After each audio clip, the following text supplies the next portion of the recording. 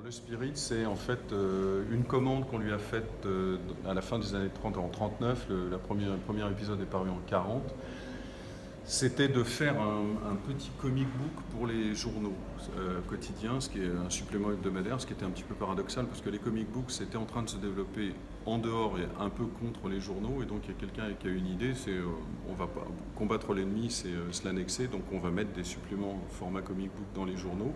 Et ils sont allés chercher le jeune Will Eisner qui avait une trentaine d'années à l'époque pour faire ça. Et on lui a demandé de créer un personnage, donc il a discuté avec l'éditeur qui était son interlocuteur de qu'est-ce qu'on fait, une bande policière ou autre chose. Donc, ok, va pour une bande policière, qu'est-ce qu'on prend comme personnage? Non, pas un policier, donc on va prendre un détective. Il ne faut pas oublier que c'est l'époque des films noirs, Humphrey Bogart, enfin toutes ces choses-là.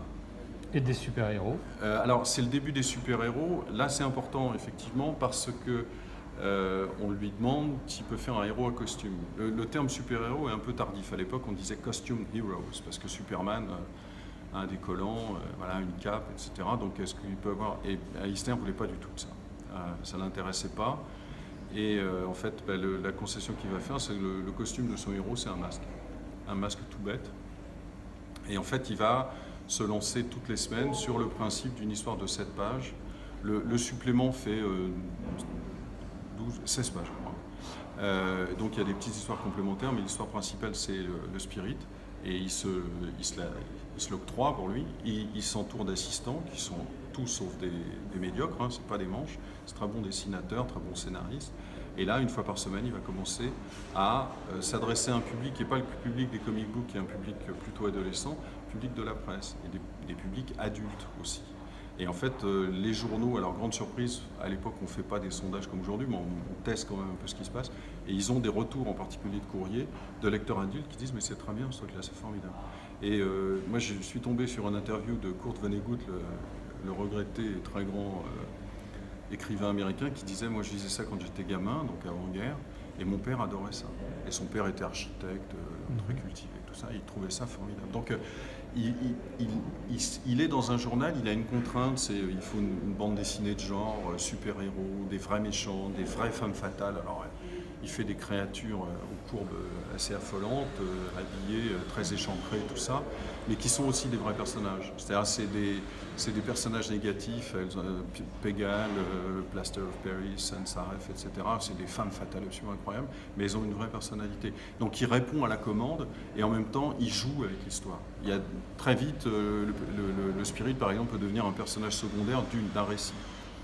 Il apparaît de façon comme ça très anecdotique et on va suivre un autre personnage à qui va arriver une petite histoire. Et on n'est pas loin de la fable, on n'est pas loin de la chronique sociale. Au bout d'un certain temps, il va s'intéresser au kidam. Donc il explore plein de choses. Et pour les auteurs de l'époque, ses collègues, c'était inouï de voir ça. Parce qu'eux, ils étaient condamnés à faire des histoires toujours les mêmes, avec les personnages qui font toujours les mêmes choses. Lui, il pouvait se permettre, il était sur une espèce d'espace de liberté, où comme il explorait des choses nouvelles, il n'y avait pas, on lui disait, bon, pas de violence trop marquée, pas d'opinion politique trop marquée, sauf que par exemple, avant l'entrée en guerre des États-Unis, il va faire une histoire extraordinairement ironique et virulente contre Hitler. Lui, il est autrichien, d'origine juive autrichienne, donc il est très sensible de ce côté-là.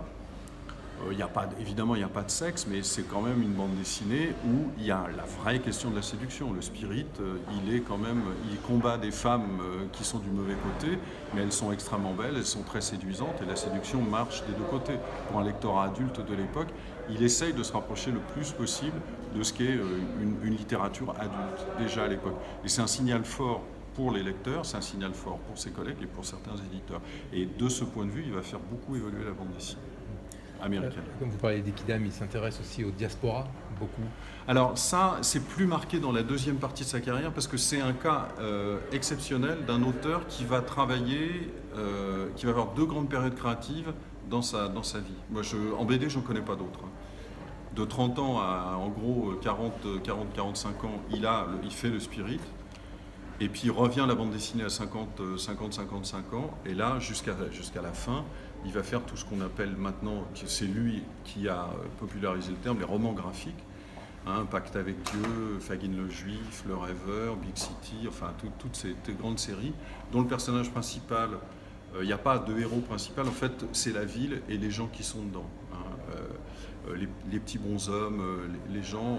Alors, il y a une partie qui concerne sa propre histoire de juifs, de fils d'immigrés européens dans les quartiers les plus pauvres, le Bronx de l'époque, le Brooklyn de l'époque, en proie à la misère, mais la plus terrible, et puis le racisme aussi. Il en parle. Et puis petit à petit, il va creuser sa propre histoire, et puis il va il va ouvrir le spectre de plus en plus là aussi du roman graphique pour parler du complot du protocole des sages de Sion, donc ce faux bien connu antisémite. Le personnage de Fagin de Juif qui interroge les stéréotypes raciaux. Plein de choses comme ça où il y a une ambition, alors je mets des guillemets mais pas tant que ça finalement quand même, une ambition littéraire. C'est quelqu'un qui, sur la fin de sa vie, revient vers il est persuadé que la bande dessinée, le roman graphique, c'est un roman et que dans quelques années, 10 ans, 20 ans, il y a des auteurs qui vont donner à ce genre des lettres de noblesse et on regardera le roman graphique comme on regarde le roman tout court.